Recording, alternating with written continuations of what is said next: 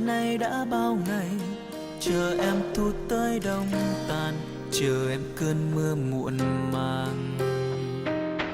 Anh tiếc nuối năm tháng qua rồi, khi xưa sao anh không nói, anh không nói yêu em. Anh tiếc nuối vì anh không dám nói rằng anh yêu em, để giờ lạc mất em. Anh nhớ lắm, anh muốn em quay về đây với anh chỉ một lần thôi. Anh tiếc một điều là anh không thể nào nói với em rằng anh yêu em từ lâu rồi mà em đâu biết được người ơi.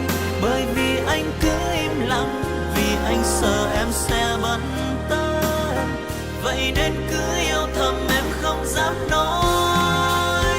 Anh cứ nghĩ rằng lặng thinh rồi từng ngày tình yêu đắp xây, nào ngờ em đã cùng ai đi về miền đất mới. Còn anh đứng đây nhìn em đi mà lòng anh đớn đau. Anh tiếc nuối vì anh chưa kịp nói lời yêu em.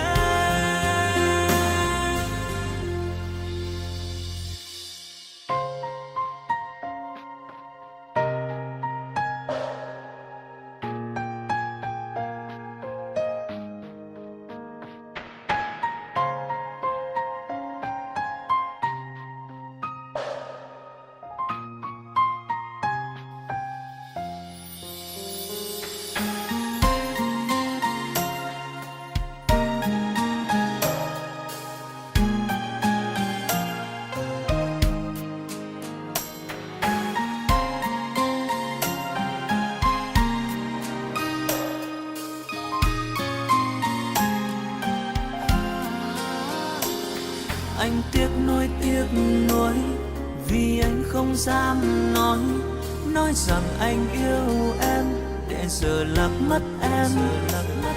Anh nhớ lắm, anh muốn em quay về đây với anh chỉ một lần thôi.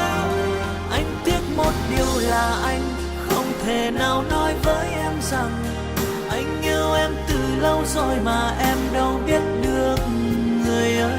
Bởi vì anh cứ im lặng, vì anh sợ em sẽ bận tâm, vậy nên cứ yêu thầm em không dám nói. Anh cứ nghĩ rằng lặng thinh rồi từng ngày tình yêu đắp xây, nào ngờ em đã cùng ai đi về miền đất mới. Còn anh đứng đây nhìn em đi mà lòng anh đớn đau. Anh tiếc nuối vì anh chưa kịp nói lời yêu em. Anh tiếc một điều mà anh không thể nào nói với em rằng